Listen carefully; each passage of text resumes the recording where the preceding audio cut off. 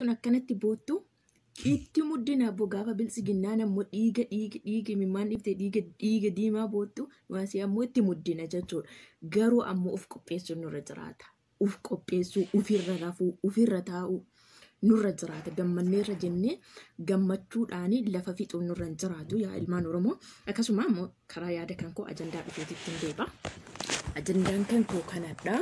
Maali yoo jettanii ilmaan bilisiginnaa warra asirraa mimmaan dhiiftee dhiiga jedha walti kana ammoo irraa xiqqoo ishee likkiisiitti immoo dhufe hundi ijoolleen qaqqaalii irraa dubbattanii jirtanii adda Oromoon namni hin gammadiinis hin jiru namni irraan dubbatanii jiru waa namatti tola wallaahi jechuudha. Girrisaa jechuun akkana jechuudha. Cululee jechuun akkana jechuudha. Kanaaf nafxanyootiin asirraa jedhaatiin xilaa'eeniif xilaa'uun illee asirraa bu'aa oolee gaddaa oolanii yaa salaam. Meekota sheer godhamu. Isin jettanii nama laalina sheer godhame dubbii ajaa'ibaa isinii qabadhee dhufee jira. Dubbii adda ta'e isinii qabadhee dhufee jira. Amma dhugaa dubbachuuf gara ajandaa kan kootiitti tan deebaa. Kun qoricha budaati. Qoricha budaa kan ofirraa dhabuun kennan ta'u. Qoricha budaa ammoo fafoo kaa'uun nurraa barbaachisaadha.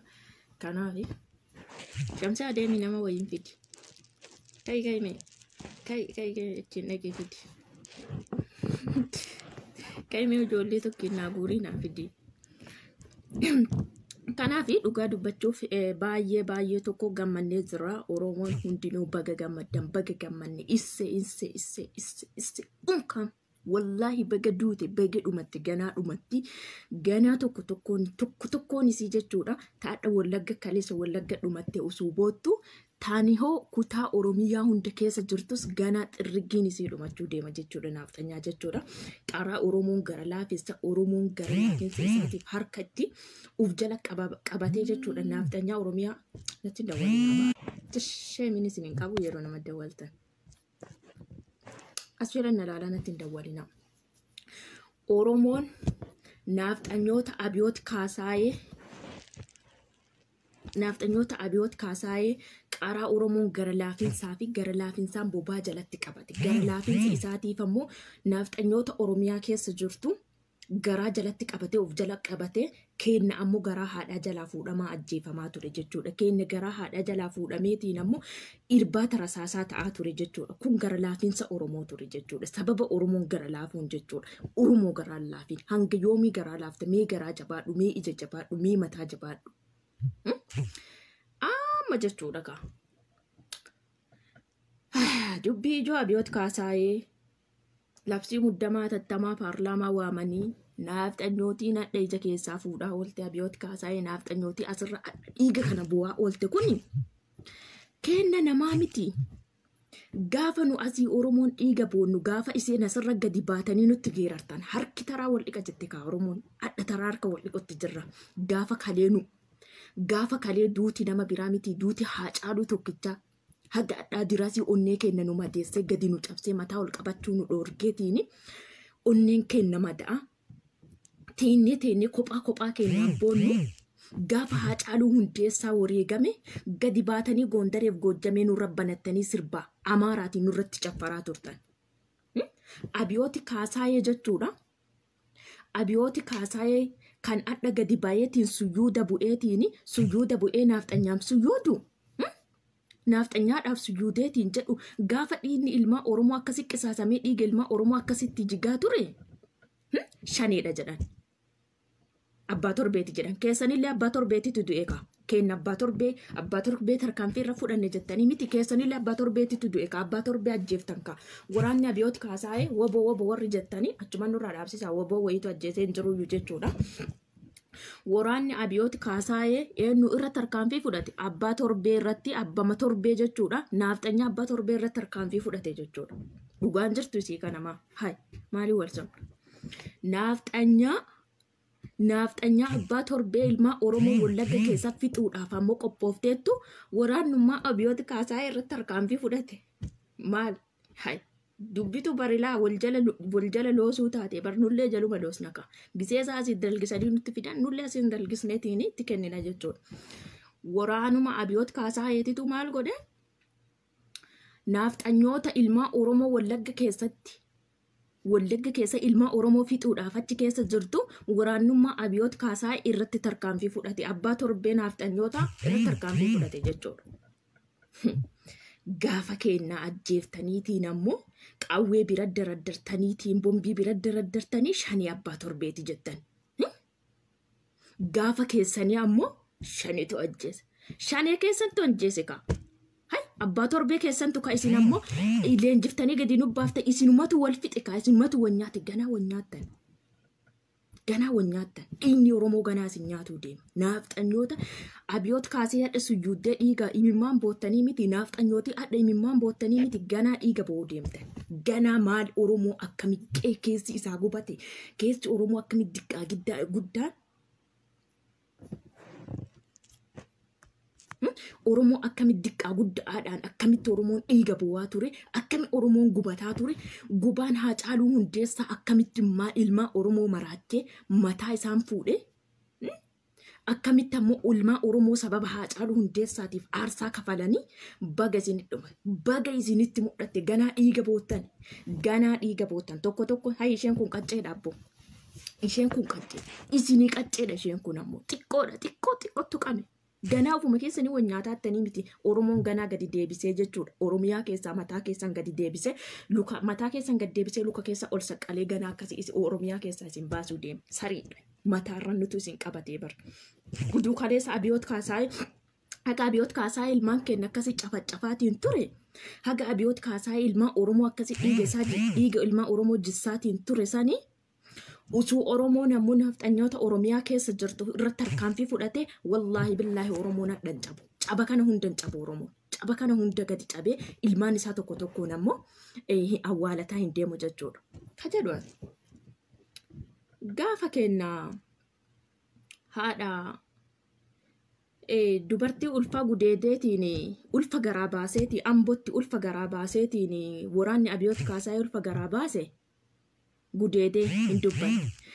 Gaafa ammoo gadaba saasaatitti sheeka olumaayii kenna ajjeesee ka'eetiin haadha manaatiif abbaa manaa bakka tokko waraanni Abiyoot Kaasaa mana itti ola seeneetiin daa'imni duudduun ji'a 3 hillee faana wareegame. Gaafa Harargee bakka awwaalchaatitti sheeka ajjeefame. Gaafa Harargee keessatti ammoo ajjeefameetiin ammoo jechuudha ajjeefameetiin lummi irraa murameetiin lummi isa qaamni isaa hundi kukkutamee karaa faca'ee jedhe. Gadi ba'ee biltsiginnaa keessaa namni tokko gadi ba'ee malsii tokkoon kennine baga du'eedhaan malsiin nuu deebi'aa ture. Shanitu ajjeesee malsiin nuu deebi'aa ture. Gaafa Wallaggatti qeerroo qaqqacalee qeerroo ija qabdu Wallaggatti ammoo bakka tokko ajjeeftanii turtan. Abbaa torbee irratti tarkaanfii fudhannee jettanii turtan. Hin boonne. Ka Oromoo hundinuu shaneedha. Shaneedhuma abbaa torbeeti. Okay. Gaafa Amaara keessatti ammoo daa'imman ijoollee mana barumsaatiif achitti barataattu. Kan Amaarota Oromiyaa keessa barataattu kabajaadha isinii baratti. Gaafa kenna mana barumsaa Amaaraa keessatti baratee reeffa nu ajjeeftanii reeffa sharaadhaan martaniitiin nu galchitanii. Achi deemtanii kan biraa kan saba biraa ka du'e ammoo sujuuddanii fi imimmaan buuftanii fi. Maali lubbuun Oromoo jechuudha. Lubbuun Oromoo lubbuu hantuutaa seete. Abiyoot Kaasaayeetii fi biltsiginnaan paartiin biltsiginnaa hundi jechuudha. Walaa Oromoo walaa maali walaa jenni paartii biltsiginnaa deeggartu gaafa Oromoo wareegamu shaneedha jetti. Gaafa Oromoo wareegamu abbaa torbeeti jettee quba nutti qabdi jechuudha. Gaafa ka isaanii du'u hundi isiitu tokkoon baatee kolfiti. Imimmaan dhiiftee dhiiga bootti jechuudha. Abiyoot Kaasaayee uffata gurraachatti deephee gadi nuu ba'a. Gaafa kennaa shaneedha jedha. Ka isaanii daqiiqa tokko keessa manxanse. Garuu ka ajjeesellee waraanuma Abiyoot Kaasaayeeti. Malee Oromoo miti. Waboon ammoo sagatee akkana ajjeesuu deema. Marroon ammoo siraan qabu kanneen ajjeesuudhaaf. Uduma ajjeese yoo unkaan baga ajjeese. Wallaahi baga ajjeese osuma marroonu ajjeese baga ajjeese. Naaxanyootii Oromiyaa keessa jirtu ganaa ilaa tokkoon ilaa lumma isiirraa isinirraa goor lumma isiirraa murreetiin ammoo ispaaltiirra isinii daraddarti qeerroon hin jirtu. Goonni ammoo jechuudha goota mana hidhaa keessa keettee ibiddaan ammoo ibiddaan taphataa bara biyyoota kaasaa ibiddaan ammoo maal ibidda harkaan tuxxee maa nagubee himatta. Namni tokko akkami ibidda tokko harkaan qabee nagubee maaf himata. Oromoo jechuu ibidda, Jawaar jechuu ibidda. Abiyooti Kaasaayee gaafa Oromoo gara galte rabbiif ardiinillee gara sitti galte. Gaafa Oromoo gara galte jireenyi kee ibidda ta'e. Dhugaan jirtu kana. Gaafa Oromoo gara galte ibidda taate ati gubatte jechuudha. Dhugaan jirtu kana fudhadhu jechuudha. Okay, gaafa keenya akkasi dhiiga isaa jissisiisee waraanni kan kee jechuudha. Dhiiga ilmaa Oromoo jistu gaddi tokko hin bahu. Shaneedha. Abbaa torbeetiin nuu baata. Adda ammoo gaafa naaftanyaan kan kee eessummaan kan kee ilmaan kan kee ajjeefamteetiin jette.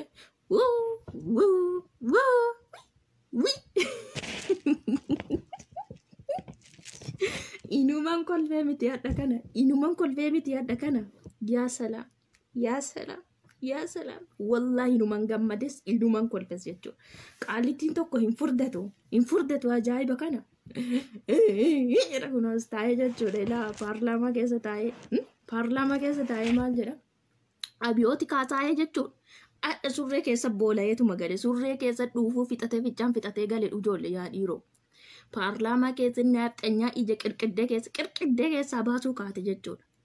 Surreedhaan boolee surree ofii baxabbaxee jechuudha. Qaaxii jedhee gale jechuudha dhugaa rabbii.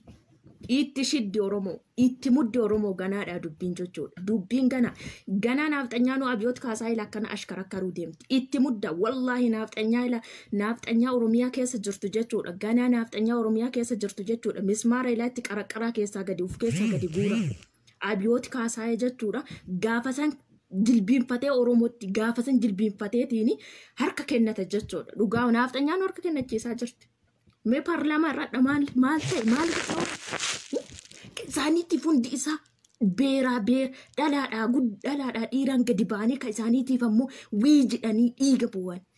Kenna bara Haacaaluu Hundeessaa bara. Oromoo miiliyoona 50 barka Haacaaluu Hundeessaa dugda duubaan du'e dhiisaati kan Haacaaluu Hundeessaa tokkichi adda onnee kenna nu madeessee jira bara. Madaa Haacaaluu Hundeessaa Oromoo miiliyoona 50 haga asirra jiru wallaahi madaa Haacaaluu Hundeessaan fayyu. Hidhamuu Jawaar Maammadii fi du'a Haacaaluu Hundeessaa namni fayyu takka illee hin jiru. Namni fayyu takka illee hin jiru jechuudha. Gaafa Haacaaluu Hundeessaa wareegame gadi baatanii shaneedha nuun jettan. Gadi bayeetiin shaneedha nuun jedhe. Addallee ammoo isa kanallee shanee baga ajjeefte shaneen hashuu Oromoo hashuu. Wallahi didina. Marrotu ajjeese shaneetu ajjeese jedhee miti Oromoodhaaf kunu gootummaadha. Oromoon takka waa ajjeesu jedhanii miti Oromoon takka ajjeefamu malee waa ajjeesu jedhanii miti baga ajjeese marroonu baga ajjeese haa jiraatu wallahi billahi itti shiddi ammallee itti muddi. Wallahi dubbiin reebnuu ta'utti jirti reebnuu tasaaka'utti jirti amma kana nuu milkaa'utti jira jechuudha. Haa ta'u kana inni gaafa dhiinni ilmaa Oromoo akkasitti jigu gaafa dhiinni ilmaa Oromoo akkasitti jigu gaafa dhiinni ilmaa Oromoo lumma nurraa muraniitiin lumma kenna ammoo fidaniitiin qorqoorrotti rarraasanii qaama namaa adda baasanii gaafa ilmaa Oromoo akka waan fo'isii nyaatanii cicciraniitiin jedhanii ka Oromoo ittiin dhagahamu kanaaf xanyootaa malee kasaba biraa ammoo uffata gurraachatti deebee mataa isaa gadi sagadee fiitiin booyaaf jechuudha. Kenna barboo nu dhoggee bar imimmaa hirmii buufachuu nu dhoggee bar gaafa Haacaaluu Hundeessaa du'e.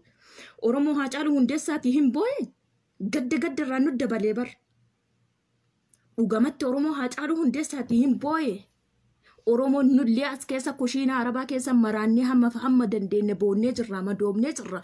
Oromoon biyya keessa Haacaaluu Hundeessaa hin booyee fi mana isaatiif booye malee booyeraa fi gadda irraa nu dabalee bar. Ija qabnu ajjeesee ija qabnu mana hidhaa keessa nu galche. Wallahi billahi jechuudha.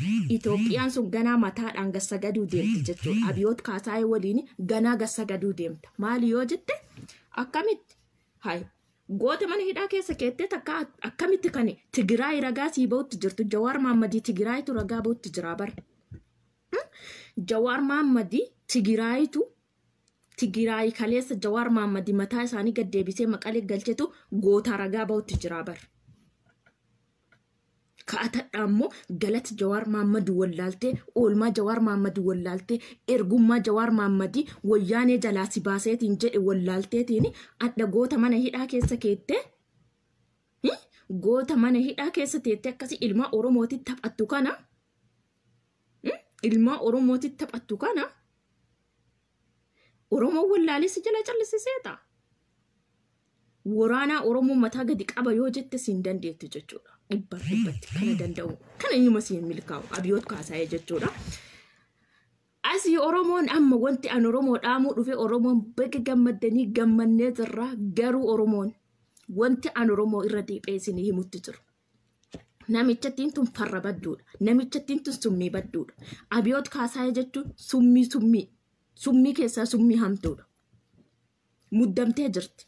Nafxanyootii hudha qabattee jirti. Isa addaa kanaanuu nafxanyootii hudha isaa qabattee jirti.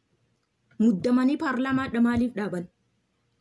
Maaltu paarlaamaa irraa akka dhiyaatan isaan godheetiin nafxanyootii achi keessa jetti. Ganaa afaan bantan. Ganaa ruqumsitanii akka harree haa jedhaa deemtan. Konkiidha. Nu yeroo isaati haa jettin ammoo kaleessin kolfin. Kaleessin nu kolfaa turtan. Kaleessin nu irratti taphataa turtan.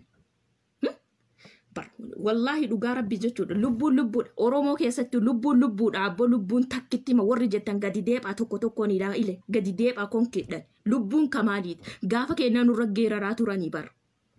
Gaafa keenya du'u ammoo Oromoo gaallaa nuun jedhaa turanii bar. Oromoon biyya diiga nuun jedhaa turanii bar. Baga du'e unkaan nuun jedhaa turanii bar. Adda lubbuun wallahi billahi jechuudha. Lubbuu miti jechuudha. Garuu lubbuun tokkuma lubbuu rabbitu akka tokko kalaqe jechuudha. Walaakin garuu namni du'a namaatitti hin gammadu miti. Ana badan aabidu. Du'a bilisiginnaa yoo obboleessi koo bilisiginnaa ta'e obboleessa koo sanitti nan gammada. Obboleessa koo jiruu sanitti usuu dhiinni ilmaa Oromoo asitti dhangala'aa jiru obboleessi kan koo achitti Abiyoot Kaasaayee waliin dhaabata taanaan wallahi du'a isaatiin nan gammada. Tiruu kan kooti jedhee mimaan tokkoon boosu nafxanyaa kaleessa harka nurraa murtee calii calanqooti calnu godhaa turtee miti. Calii calanqooti calnu godhaa turtee miti isii jedhee boo miti tiruu kan kootiin boo hodee kootiin boo. Uduu inni ilmaa Oromoo asitti jiguu miti kan inni ammoo bilisiginnaa deeggaru fakkeenya isinii kaasutti jira. Warroonni ammoo warrootatti bilisiginnaa afaan Oromoo dubbataati as baatee silaa zariin keessa namoo nafxanyaadhaa maali? Zariin kee zarii keessanii dhiiga keessanii maa? Kanaaf haa jettanii sirra baatanii. Kanaaf jechuudha namichattiin sagaxeen tuni Abiyoot Kaasaayee muddamtee jirti addaa nafxanyootiin muddamsiiftee jirti. Asii qeerroo asii dhabinaa isaatti kennee karaa cufutti jira. Asii qeerroo itti muddutti jira. Isaan asii wanyaachutti jira. Tigraay asii qophaa'ee eeggachutti jira.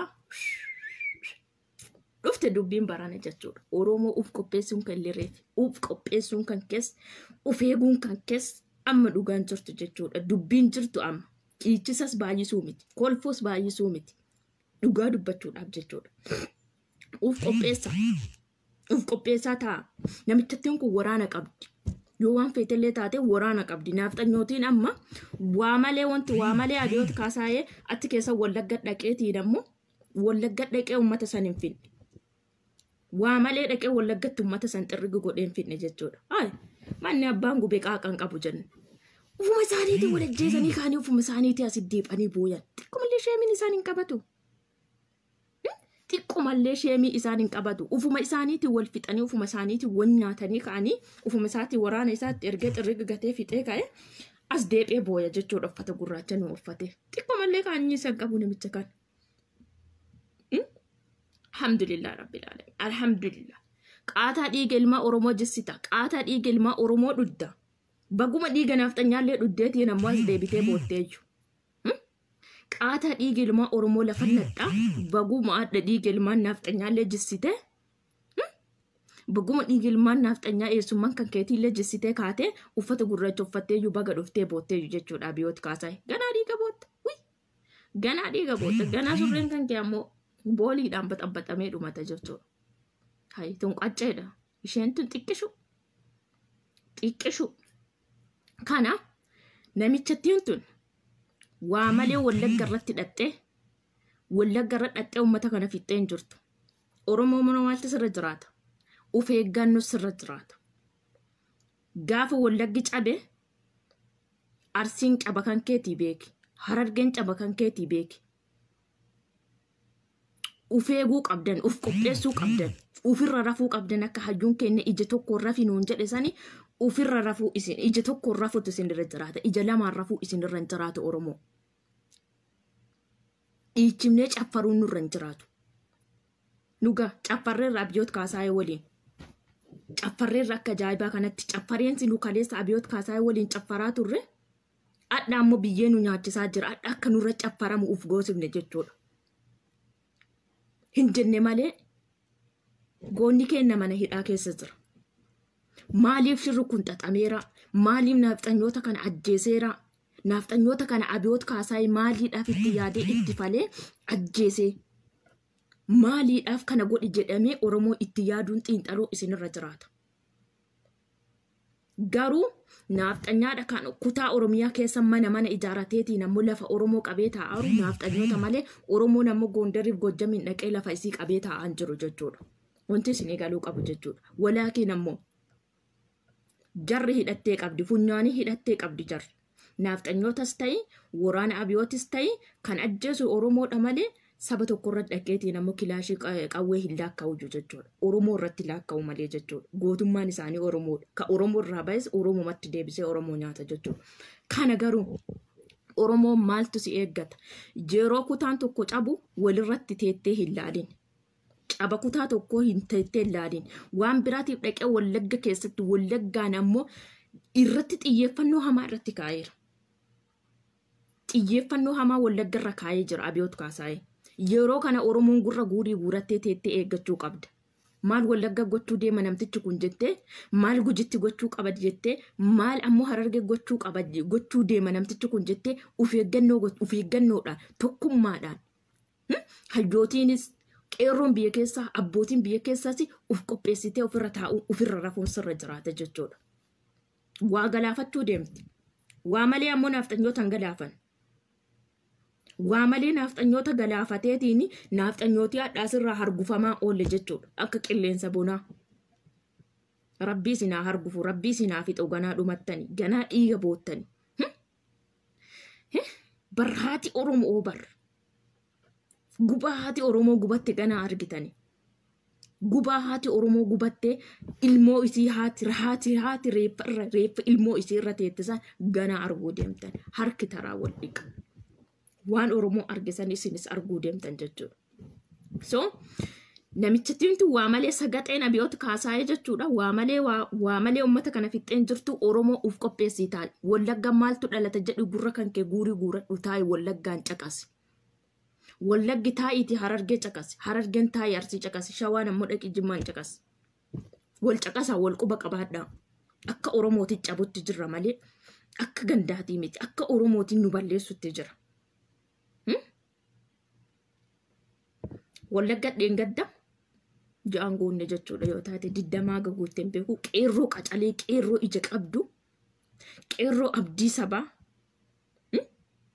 qeerroo abdii sabaa akka waan foon nyaatuun nu jalaa cicciree ture jechuudha. Qeerroo nama 5 bakka tokko ajjeesee jedhe. Qeerroon sun lubbuu adda naafxanyootiin duuteen garaagarummaan qabu bar. Oromoo malee Orominnatiin sabummaadhaan garagara taane malee Orominnatiin garagara taane malee Orominnatiif amaarinatiin garagara taane malee lubbuun takkitti dhumaa bar. Miidiyaan Abiyoot Kaasaayee jechuudha Oromoota ofii ajjeesanii Oromoon tokko du'ee jennaan shaniidha abbaa torbeetii kanaan qabatee gadi ba'a jechuudha. Ishii isinuu gootummaa qabdani. Wallaahi wanti jara kanaa nama dhibaa bar. Dammaqaa Mokonnon immoo maal jettan tana kaasan jechuudha. Warroonni uummanni Amaaraa hidhachuu qabaa jettan. Ufumaa hidhattanii wal nyaattan kan sagaxoota ufuma keessanii wal fixxanii.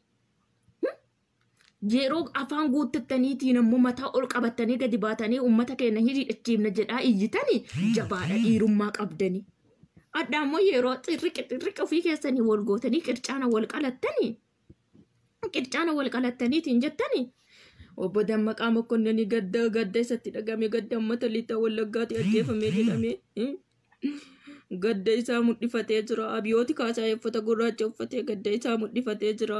Xilaayeen ammoo gadda isii ammoo dhuftee mul'ifattee jirti.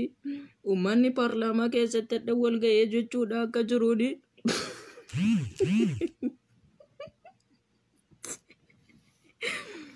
Uummanni akka jiruun paarlaamaan guutuun daqiiqaa 2 fi gadda itti jiru dhageeffachiifatee jira. Uummata Wallaggaatti dhumateef ammoo gadda baay'ee nu dhagamee jira. Uummanni Amaaraa akka jiruun waan Amaaraa qofaa taaneef dhumannee jirra. Ganaa dhumatte ilmaan haadha nyaate ganaa dhumatte. Gaafa keenya uffata gurraacha uffatee boo'u gaafa keenya mataa isaa qucee isaa gadi cabee boo'u uffata adii uffatanii nutti baatanii nutti geeraraa turtan. Gaafa san eessa jirtan? Du'a Haacaaluutiin Oromoo mataa gadi cabsitanii hidhamuu Jawaariitiin Oromoo qucee isaa gadi qabdanii adda ammoo gaddatti dhagame. Ministeerri muummee Abiyooti Kaasaa gadda cimatu natti dhagame uummata Wallaggaatti dhumateef shaneetu fixee shaneetu xumuree uummata kaafaa jedha.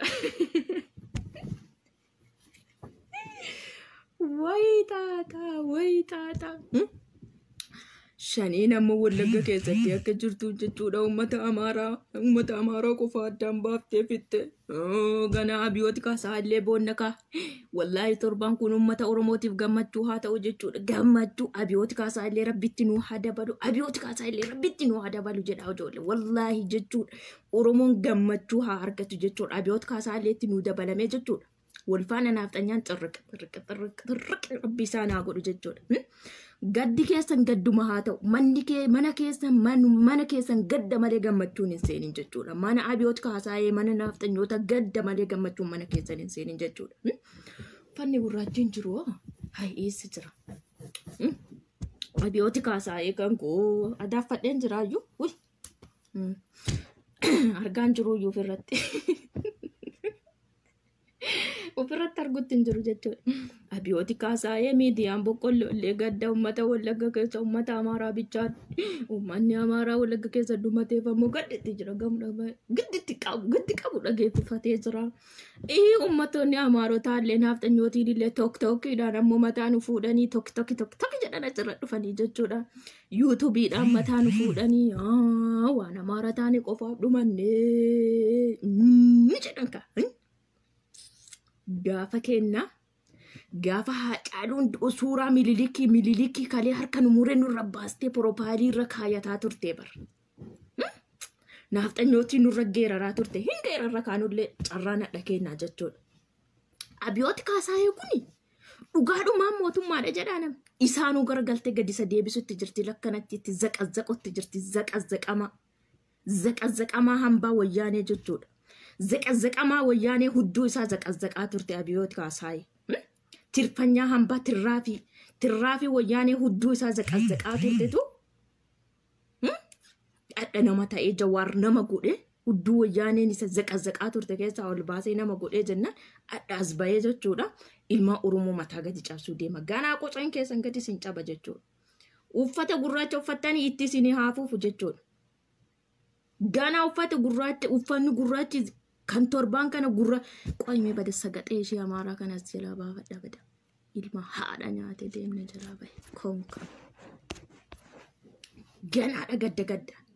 Gaddi mana keessan tokkoon ganaa isin seenuu deema jechuudha. Kana fudhadha. Abiyooti Kaasaallee ganaatti nuu dabalamuu deema. Tokko jedha. Cundhuurri jechuudha. Cundhuurri illee ganaatti nuu dabalamuu deema. Rabbii waa malee fideen jiru. Wallaahi billaahi jechuudha. Tokkoon isaanii ganaa jechuudha. Ganaa lafarraa xirrigi jettu jechuudha. Ganaa lafarraa xirrigi jettanii dhumattan. Oromoon ammoo Wallahi billahi kutaa Oromoo keessaa namni tokko Oromoon du'e taanaan naaxanyoota gadi fuudhii qadi. Naaxanyoota ollaa kan kee jirtu gadi fuudhii zaqazaqee ispaaltii irratti baasii reeffasii jechuudha. Maal abbaa keessanii mataa gadi hin qabatina mataa ol qabadha. Wallahi Abiyoot Kaasaayee jaalatee miti Jawaar Mahaammad mana hidhaa keessaa kan nu baasu. Jaalatee miti giddittidha. Giddi Jawaar Mahaammad luka isaa gad jedhee luka isaa gadi jedhee dhungatee Jawaar Mahaammad mana hidhaa keessaa ganaa nu baasu deema. Maaliif yoo jettan utuu Oromoon naaxanyoota kutaa Oromoo keessa jirtu irratti tarkaanfii fudhatte akka Oromoo ajjeefamu Oromoon naaxanyoota achi keessa jirtu irratti tarkaanfii fudhataa deemte kun hundi rakkoon kun hundi Oromoo irraan ga'u jechuudha. Gaddi mana keessanii tokko tokkoon gala gana tokko tokkooni hin ta'u laata akkanatti. Ta'u laata akkanatti hin ta'u miti qoricha budaa wala.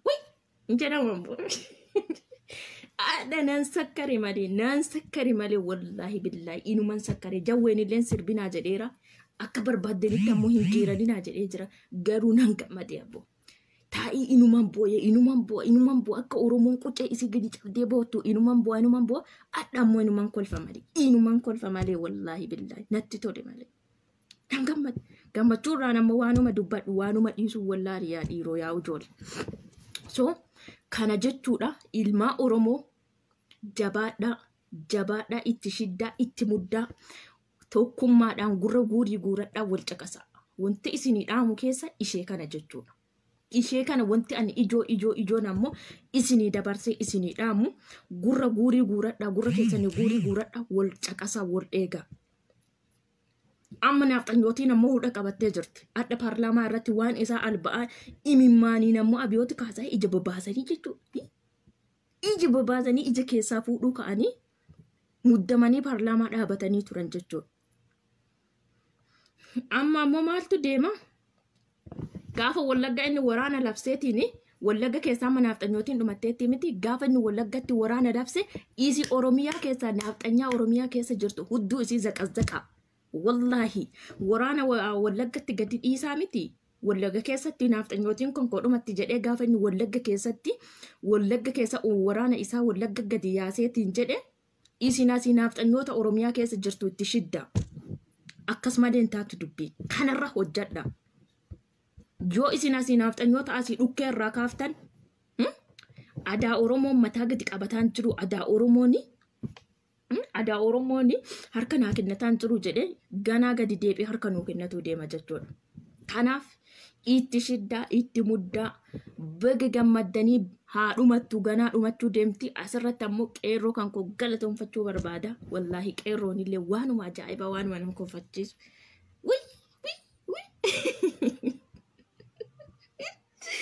Yaa salaam. Wallaggan naaxanyaan ammoo reeffi isaanii boolla tokko daraddarame gaafa Oromoon nama shanii boolla tokkotti awwaalatu ciqin jenne adda isaanillee ammoo reeffa isaanii nam boolla tokkotti nama shanii jahaan xirri dhugootee awwaalachuutti jirti. Waa wallahi torban kana wama gammachuu bichaadha yoo alhamdulillah yaa rabbii kiyya gammachuu kana nu argisiiftee kaate yaa rabbi ati nutti hin dukkaneessin ifa kana nu argisiiftee nutti hin dukkaneessin kanuma rabbiin kadhana jechuudha wallahi ifa tana nu argisiiftee gammachuu tana nu argisiiftee yaa rabbi nutti hin dukkaneessin tana qofaa du'aayis kadhadhaa jechuudha.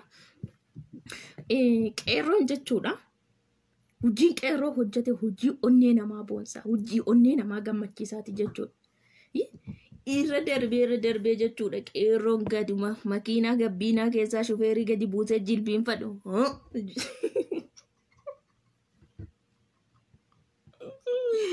Ya salam ya Oromoo ko. Oromoo jechuun Oromoon namatti jiguu irra Oromoon xiiqii keessa seeneetiin gubbaa gan namatti jiguu irra gaarri jechuudha. Ardiif samiin kun namatti jiguu irra waan filadha.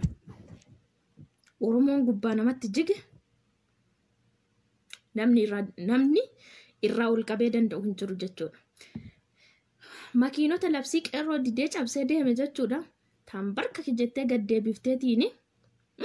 gaddeebifteetiin ammoo qeerroo koo anatu balleessa ana si balleessi qeerroo abdii sabaa qeerroo jawween leenjiseetiin ammoo qeerroo jawween qareenatti baase anatu balleessa Anatu balleesse lubbuudhuma koo na baraaraa qeerroo koo lubbuudhuma koo na hambisaa makiinaan lekkuma feetan godhaa lubbuudhuma xiyyeetana qofaa na baasaa qeerroo koo kana jechuudha dhugaan jirtu.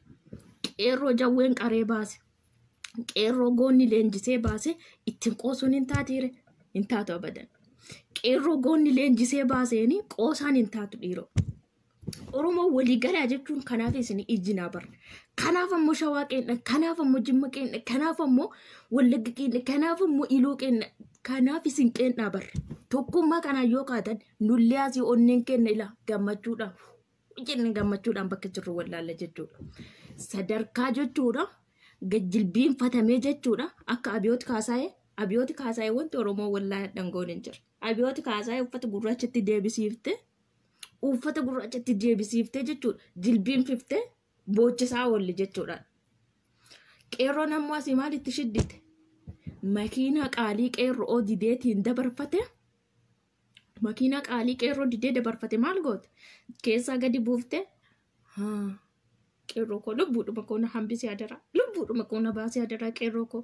Lubbuudhuma kan koo na hin balleessin. Ani miskiina. Ka qaaraa natti argitu kun qaaraa hudduu keetitti haa galula. Hudduu keetitti galfadhu qaaraa warri natti argitu wallaahi billaahi jechuudha. Ani miskiina qeerroo kan koo rabbumaa jedhiiti lubbuudhuma koo qofaa na baasii.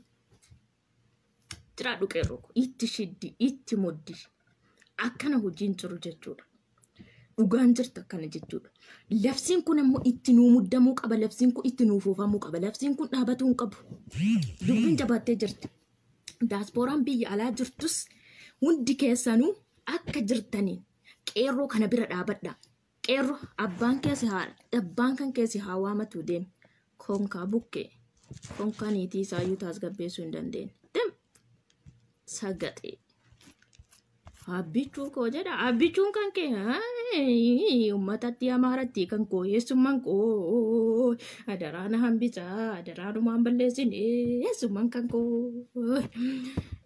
kan koo zinnaashiin harkaan fudhatina eessummaan kan koo jedha. Isin ammoo abbichuu kan koo jettani Abiyooti Kaasaayee ammoo rabbumaa jedha eessummaan kan koo zinnaashattiidhuma kan koo harkaan fudhatina zinnaashattii kan koo akka malee jaaladha. Zinnaashiin adda ba'uu irraa ollaadhaan adda ba'uu wayyaa. Zinnaashiin walloluu irraa ollaadhaan walloluu wayyaa. Jedheessatti dubbatee ture.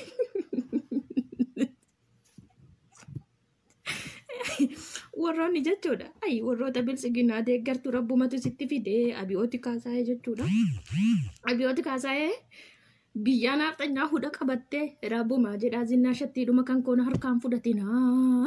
Zinnaashattii kootii adda ba'uun barbaadu rabbumaa keessanii jedhaa zinnaashii koona harkaan fudhatinaa jedha. Isin ammoo abbichuu koo abbichuun du'ee lafa jira abbichuu maal jettan? Abbichuun du'ee biyyee qofaatti dachaasutu hafe. Wallaahi abbichuu warri jettan bilginoochi. Walla bilginnaadha malee bilisiginnaa yoo miti isin jechuudha. Warri abbichuu koo jettan jechuudha. Dhaggeeffadha. Isin asitti du'a abbichuu koo jedha. Abbichuu koo takkaa jiruu koo keessa gammadeen beeku. Isin asii yoo abbichuun koo onnee kooti abbichuun koo lubbuu kooti jedha. Naaftanyootiinoo boolla abbichuu boru biyyeetti isinii dachaaftu boolla isaa qotutti jirti jechuudha. Abbichuunoo maal jedha naaftanyootaan? Yaa naaftanyoota koo yaa eessummaan kan koo zinnaashattiidhuma kan koo harkaan fudhatina aangoollee fudhadha. Zinnaashattiidhuma tiyyan harkaan fudhatina zinnaashii tiyya akka malee jaaladha. Zinnaashii haadha manaatiin adda ba'u irra walloluu irra ollaadhaan walloluu wayyaa isatu jedha. Zinnaashattii kan kootiin wal dhabuun barbaadu aangoo kana dhabuu barbaadaa jedha. Isin ammoo naaftanyootiin waasii. Abbichuu koo naaftanyoota keenyatti du'e jedha. Sagalee ilmaan haadha nyaate. Ilmaan abbaa sagalee haadha tokko. Wallaahi billaahi jechuudha. Naaftanyyaadhuma tokko bilisiginnaadhuma tokko. Kanaaf jechuudha. Isin warra du'aatti du'aa faarsaaru jechuudha. Isin jechuudha warra du'aa seenaa takka hin qabne jechuudha. Du'aan keenya jiraadhaan qixa. Maaliif seenaa hojjatee du'ullee jechuudha. Nu du'aa keenya akka jiraatiif faarfanna jechuudha. Du'a keenyallee akka ka jiruutti faarfannee akka ka jiruutitti onnee keenya keessa kaa'anna jechuudha nu jechuudha. Siniif gala. Keessanuu ka du'een ga'u ka jiru ka du'een ga'u jechuudha. Keessan kun jechuudha. Abiyoot Kaasaayee du'ee lafa jira. Warroonni bilchiginnoochiin illee ammoo boolletti galtan barbaadadha. Boolla seentan barbaadadha. Yookaan ammoo Abiyoot Kaasaayee jaartii isaa bira kutaa eektiraa. Isin ammoo boolletti galta Oromiyaa miilli tokkoon irra ijjechuu hin dandeettanii. Gondariif Gonjamitti jechuudha. Laga abbaa isaanii gadi mataa keessan gadi qabnee achuma gadi har'a jechuudha. Makiinaadhaan gadi makiinama tokkoon gadi guurreetii achis gadi nadha laga abbaa keessatti jechuudha. Achitti abbaa lafee keessan qirqir godhee waliin isin haadha'u jechuudha. Ilmaan haadha nyaate ilmaan abbaa tokko. Ilmaan haadha tokko abbaa sagalee bichaa jechuudha. Kanaaf jechuudha. Dhugaa dubbachuuf qeerroon itti shiddi. Labsiin kun ammoo labsii itti muddu. Nu ammoo jechuudha asii qeerroon jechuudha waan barbaade nu haa gaafatu waan qabnuuf jechuudha waan hin qabnu miti waan hin qabne iyyuu qeerroo dhallee waan barbaanne jechuudha waan isa bira qeerroo bira dhaabachuu qabna qeerroo bira dhaabachuu qabna qeerroon labsiin kun labsii addaan hin cinne. Abiyoot Kaasaayee jechuudha tasuma bakka hammaama keessaa bahuu dadhabuu ta'uu qaba jechuudha. Hammaamuma keessa boolii dhaabbatee hammaama keessa akka Abiyoot Kaasaayee bahuu dadhabu godhuu qabna jechuudha. Dhugaan jirtu isii kana jechuudha. Itti mudduu qaba qeerroon itti shidduu qaba. Naaftanyootiin achi ammoo qolitti hidhattee jechuudha Abiyoot Kaasaayee utee. Eessummaan kan koo ani isiniif jedheetii Haacaaluu Hundeessaa ajjeese. Eessummaan kan koo ani isiniif jedheetii ammoo Jawaar Maammadii hidhee isin maaliif na huutanii? Eessummaan kan koo na hudhinaa nan ajjeesina ani isiniif jedheetiin Haacaaluu Hundeessaa nyaadhee barii. Eessummaan kan koo ani isiniif jedhee Jawwee hidhee barii waan isin naan jettanuu guutee jira. Fedhii keessanuu guutee jira.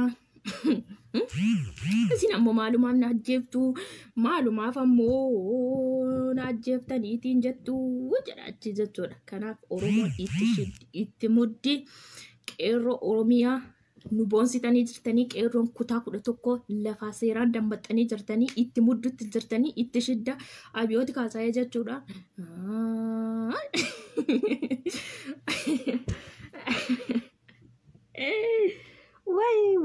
Way akkana kun wallahi dhugaan jirtu akkana akka kana itti muddaa isiniin jedha bagi gammaddanii Oromoo koo gammanneerra jettanii uf gattanii hin rafinaa uf gannee rafuun nurra hin jiraatu ka biyya alaa jirtus ka biyya keessa jirtus itti mudduu qabda warri yaada qabdu warri gammachuu qabdu xaqqe number one xaqqe number one gammachuu qaba haasaa hin seennaan. Asirraa iyyuuf seene fata jechuuf seene wallaa billaa deemi badaa koonshaa warri ammoo afaan natti hin darbatu kun jechuudha badaa.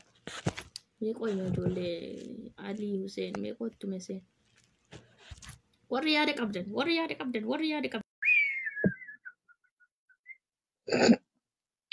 Kolfaan garaan nu dhukkubee wallaa kolfaan garaan nu dhukkubee Nafiisaa seen inni torkin kee jiraate si erga Oromtitti si komandoo. Aliin hin qabadine Oromtitti sikkoo mandoo tanaa erga. Waayyo garaa kan koo kolfaan mutuqii taane Oromtitti sikkoo mandoo hin baatiin kan kee mul'atu.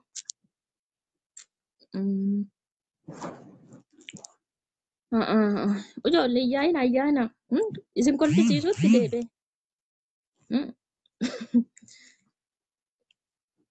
Meeseeniyaatiin kuni kanaaf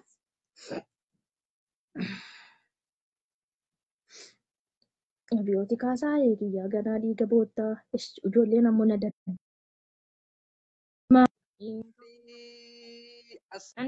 Assalamu alaikum. Salaam.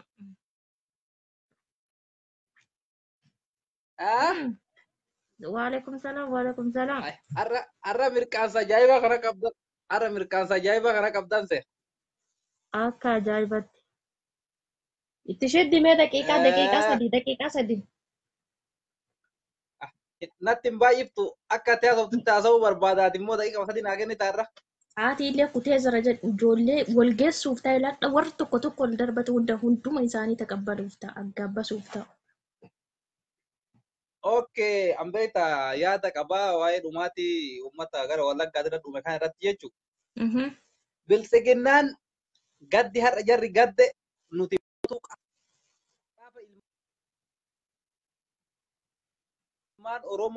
gaafa ilmaan Oromoo kumaatamaan dhumu argitee namni tokko mataa ol hin qabanne.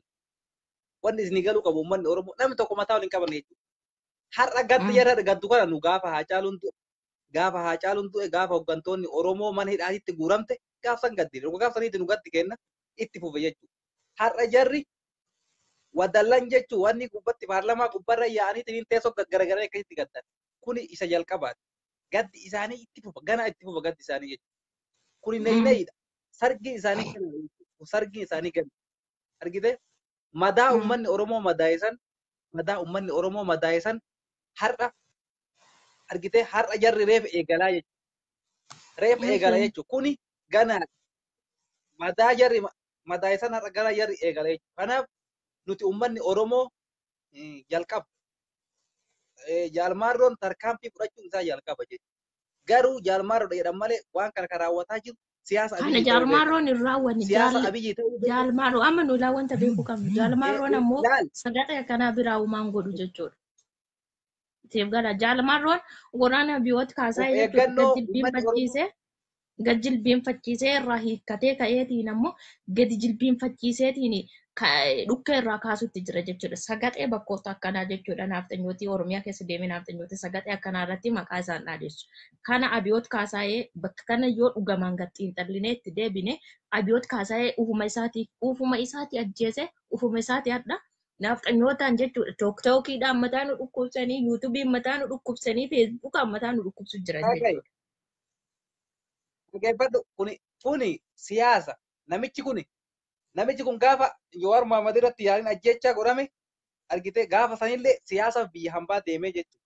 Har'as immoo waan kana kan raawwateef inni waa balleessuudhaaf gaafa waa balleessuu edu argitee ajjechaa yaadata jechuudha. Gaafa biyya diiguuf deemu ajjechaa yaadata. Kuni waraanni adda bilisummaa Oromollee waan akkana raawwatu. Osoo raawwatu hedee sana dura jammata. Argitee humna har'a qabu kana sana durallee maqu. Humna har'a qabu kana waraanni adda bilisummaa Oromoo zoonii kibbaa ka jaalmaarraan hoogganamu jechuun humna har'a qabu tana gaafa durallee maqaba. Har'a kuni bifa jijjiirateetiin Abiyyi waraanni Abiyyi akka dalaga malee waraana Maarootillee miti waraana adda bilisummaa Oromootillee miti TPLFillee miti jechuudha. Argitanii? Kanammoo ganaa gaditan jenna. Kuni ganaa gaditan jenna. Gaafa dhiyoo sana ijoolleen namni 5 naqamtee keessatti walitti dhumusan mootummaan gadi bahee gaddamaan ibsatiin nafseen ijoollee saniitii fi nafseen uummata kanallee tokko. Maal ibsatiin mee maal ibsatiin kaamusan nama 5tu bakka tokkotti dhumeeti.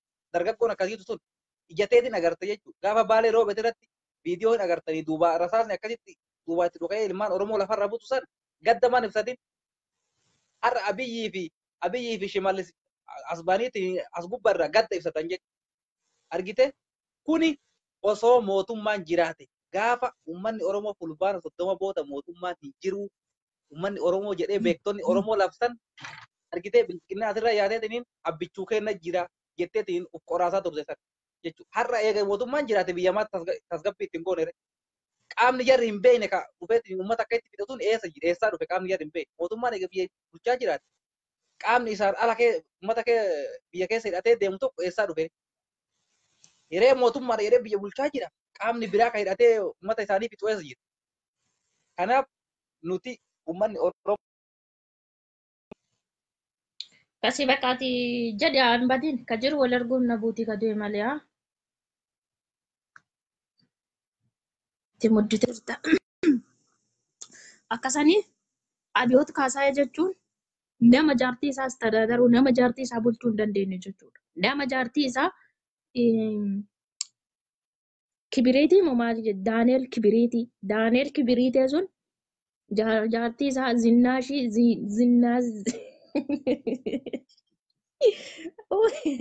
Zinnash Taayyaatoo jaartii Dammaqaa Mokkonnanii fi Dammaqaa Mokkonniisaatii fi Daaneel Kibiriitiititu jaartii isaa jalatti bulcha jechuudha. Siif gala. Nama jaartii isaa bulchuu hin dandeenyetu nama jaartii isaa fayyaduu hin dandeenyetu biyya bulcha. Biyya tokko tokko darbadhaa ijoollee jechuudha. Kanaaf dhugaa dubbachuuf jechuudha. Abiyoot kaasa'ee biyya bulchaan jiru. Biyyattii san kan mataa isii ol qabee dhallee akka mataa isii gadi hin qabne utubee taa'aa jiru Oromoodha. Kan biyyattii isa utubeetiin taa'aa jiru Jawaar Mahaammadi mana hidhaa keessatti biyyattii isa isatu utubee jira jechuudha. Biyyattiin Oromoo saba Oromoo cabuu Oromoo asitti dhiigni isaa lola'uu Oromoo asitti dhiigni isaa dhangala'u biyyattiin sun jechuudha. Biyya taatiin abadan madarina Somaaliidha jechuudha. Waanuma danda'amu miti. Ardiif samiin haga walirraa fagaatu beektanii miti. Dhugaan jirtu si kana jechuudha. Abiyooti kaasaa'ee abbaa biyya neetworkiin embaatiin kan keenya biratti hin mul'isu obboleessa kan koo Umar neetworkiin keessa yoo hin turre hin argatinaati. Kanaaf dubbii ijoo kanaa irraa isin dubbachuu deema. Ala. Assalamualaikum. Dukkana ofteen bahin dukkana adda kachi dukkana yeroo bilisiginnaadha malee Oromoo miti natti hin dukkaneeffatin. La banada barre sodaatin siin naa deebisuuti deeni baadhaamsa. Assalamualaikum. Waalaikum salaam warahmatullah. Assalamualaikum. Kami nagaa. Waalaikum salaam. Fayya. Ayyaa Daqiiqaa sadii sii kenna. ayyaa rakkoon qabu waayiti waa'uma silaa ammaan tana godina qaraawwanni kanarratti haasa'u jiran tanarratti yaada qaba. Meetti tajaalmarroodhaatu ummata waliif fide jaan tana ummata ifi walgahii baasifna jedhanii walitti qabee waraanni abiyyiidhaa ifi yoo waan san hin dalagin waraanni biyya eegaa maaliif kakawwee ergaa qaban ummata walgahii walitti qabanii biraa dheessan bakka sanii dheessan jaan dhugaa dhageenyu waraannummaan abiyyi kun isaani ka walgahii walitti qabees maaliif bakka sanii dheessan deebi'anii gadda nu dhagaamee ibsine jaan Oromoo nama guyyaa tokko namni 8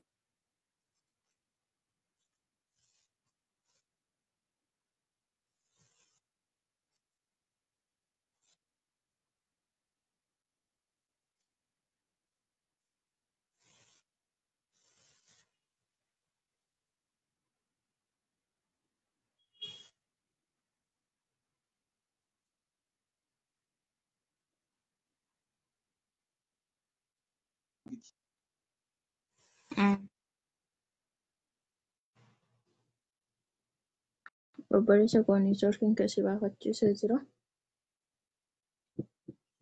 Mee namni bira odaa roobaa moo odoo roobee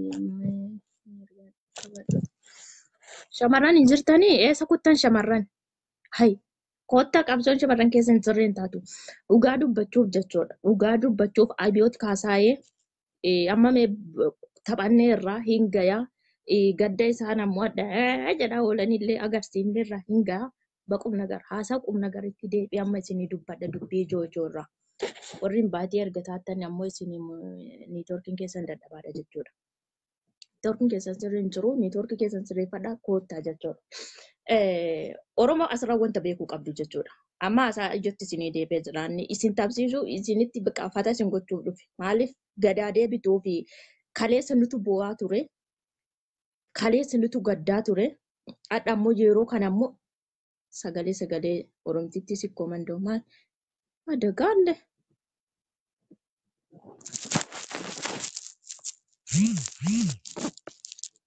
Mata isa gadaan toortee ijoollattii kan koo. Sagaleen jira. Amma jira. Sagalee amma jira. Warri jira jettan barreessaa. Lama barreessaa warri sagaleen jira jettan. Jira jedha sagaleen kan koo jira.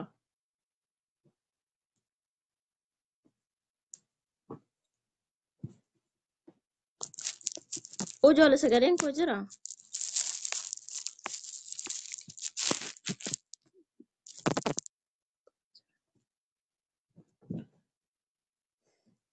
Warri sagalee jedhaattan jira jedha sagalee jira hin dubbadha yookaan maraattuu miti ka'iyyuan.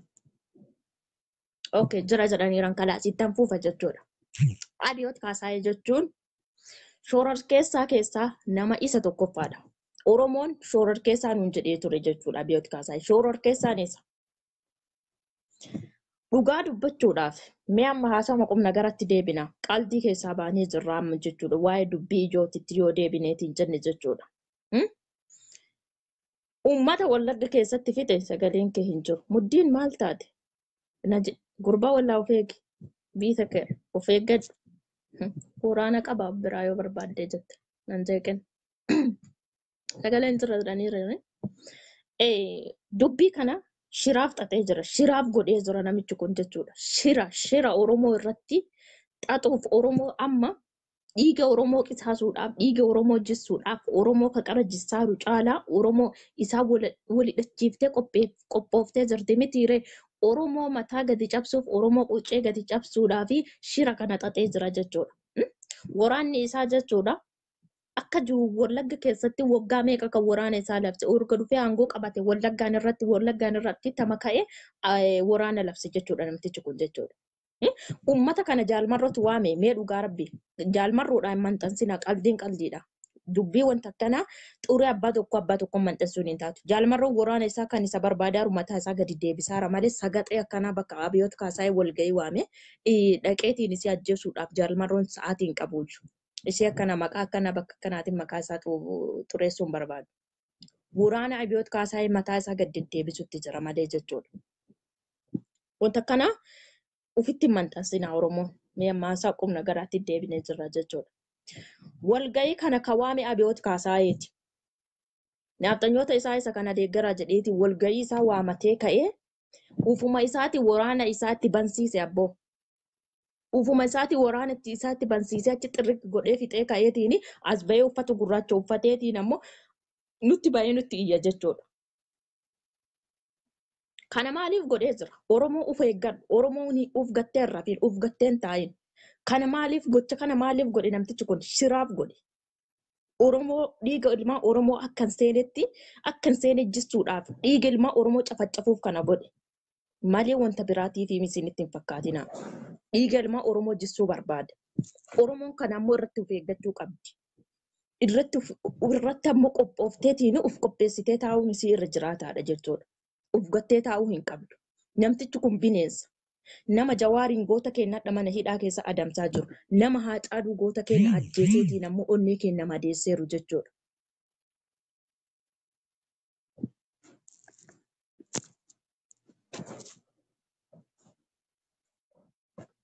Hussein ergattee turte neetwoorkiin kan keenya hin dalaguuyyu. Neetwoorkii keessa reeffadhu. Kanaaf Oromoon bakka kanatti ammoo of qopheessitee taa'uu qabda. Hin dhiichisinaa wallaahi anumatu taphataa ture miti amma tokko isin bashannansiisuuf isiniif gala. Kana malee naaftanyootaa bilisigginoota jechuudha jabbiloota bilisiginnaa jechuudha. Maamillee isii gadi cabsuudhaaf tokko irra mataa nu dhukkubsaa oolti. Tokkodhaan yuutuubiidhaan feesbuukaan dirree adda paarlaamaa dhaabattee jechuudha. Miidiyaan Itoophiyaa wanti jedhamu jechuudha. Waa'ee jara kanaa gabaasee walirraa fuudhee walharkaa fuudhee jechuudha. Kanuma bubbisiisaa oolu akka bubbee jechuudha. Gaafa kennaa namni gadi bayeetiin gaafa kennaa maqaa xurii tokkotu kennamaaf. Gaafa kennaa maqaa hamatu kennamaaf. Gaafa kennaa abbaa torbetu kennamaaf. Gaafni dhiigni ilmaa Oromoo akkasitti dhiiga ilmaa Oromoo akkasitti jissanii deettuu ajjeesanii sheeka ajjeesanii qarree lafaa dhuftu ajjeesanii mana hidhaati adamsaa qeerroo lafaa dhufaa ajjeesaatiin reeffa isaa fuudhanii hallayyatti darbaa jedhanii miidiyaan tokko gadi ba'ee cichi jedhu hin jiru jechuudha. Addaammoo naaftanyaan duute jedhanii gadi ba'anii wal harkaa fuudhanii iyyanii gadda agarsiifatan.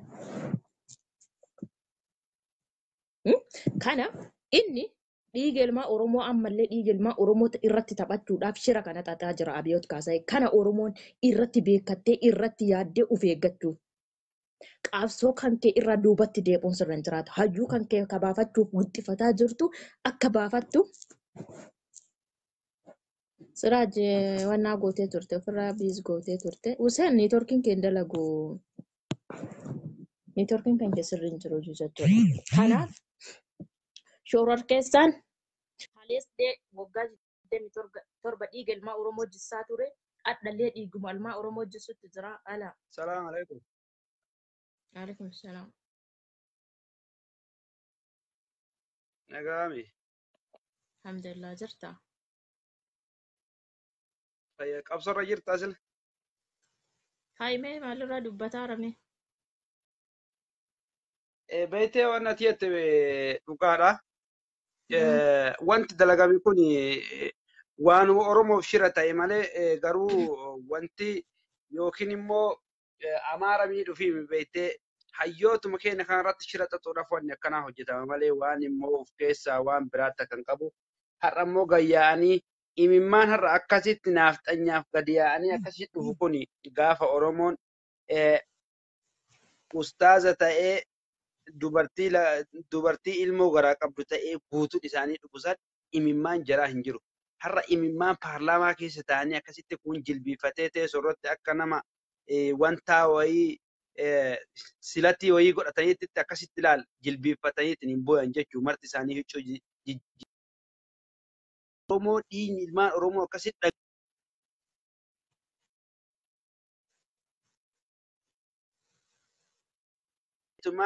abbaa torbee jedhanii nuuf moggaasanii ilmaan Oromooti irratti caffaran jechuudha. Guyyaa har'aa immoo gabbaanii xiqqaa guddaan miidiyaa isaaniitiin gabaasaa wal harkaa fuudhanii odeessan jechuudha. Maaf dalagan jechuudha kana hunda. Wanti dalagamu guutuun ammas Oromoof dalagamaa akka waan gadda wayii qabaniitti har'a ol bayanii yeroo Amaarri dhumtu haasayan jechuudha. Nuti ilmaan Oromoo wayita nurraa dhumu sanis nus gaddi akkamatti dhaga'ama akka yoo sabni namaa du'u nama gaddisiisu asumaan haa argani. Bagammoo xiqqashoo ta'es madaa'e paartiin biltsiginnallee dalagu Amaara jechuudha. Akka sabni namaa yoo foon dhiigni namaa namarraa foon namarraa kufu akka namni miidhamee akka nama madeessu haa argu jechuudha. Warri Amaaraa warri gammachuu guyyaa maraas bahee Jawaarii gaddal jedhu sun inni arga jechuudha. Garuu shira kana kan dalagaa jiru biltsiginna. Shira Jawaariif xaxantu gara sidachi deebi'ee jette. Ayyee. Innaa akkasii beekte shiruma Jawaar irratti xaxaa jirantu kana maraa dalage jechuudha. Foon Oromoon har'a gajjiisanii har'a dheengaddan nama 5 bakka tokkotti dalagasan gabbaanii miidiyaa jalaatiin abbaa torbeetirratti tarkaanfii fudhate jedhanii haasayan miidiyaa jalaatiin gabaasan. Har'a immoo gaddi nutti dhagahame xiqqaa guddaan kominikeeshinii mirga dhala namaa kan odeessa jedhan kun gaafa ilmaan Oromoo akkasitti dhumusan maaf gabbayee ofirraa hin balaaleffatin har'a guyyaa kana gabbayee balaaleffatanii odeessan. Kuni wanni hundi dalagamaa jiru kun guutuun shiruma Oromoof deemu jechuudha. Shirri dalagamaa jiru Oromoo irratti deemaa jira. Ammas taate jabaannee yoo itti hin qabsoofne jechuudha. Hayyoota keenya kan mana hidhaa jiru bakka isaan jiranitti rakkoo irraan gahuudhaaf waan hunda yaadan jechuudha uummanni kun. Sila kana ta'eefuu nuti immoo ilmaan Oromoo waan hunda jabaannee ittiin ofirraa qabsaa'uu qabna. Ofirraas dhooguu qabna. Wanni immoo wanni dalagamu kun guutuu ilmaan Oromootiif deema malee waan biraa waan takka of keessaa hin qabu. Innaa akkasii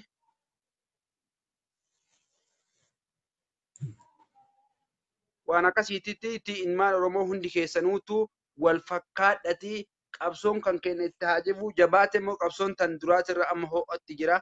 Nuti wal bira dhaabbannee yoo jenne malee ilmaan Oromoo nurraa hin hafu jechuudha. Duuti wanti nurraa hafu takka hin jiru. Duuti nurraa hin haftu yoommoo tokko taane malee tokko taanan duuti nun qabattu yoo tokko hin taane nurraa hin haftu jechuudha. Duuti amma boodallee ta'an.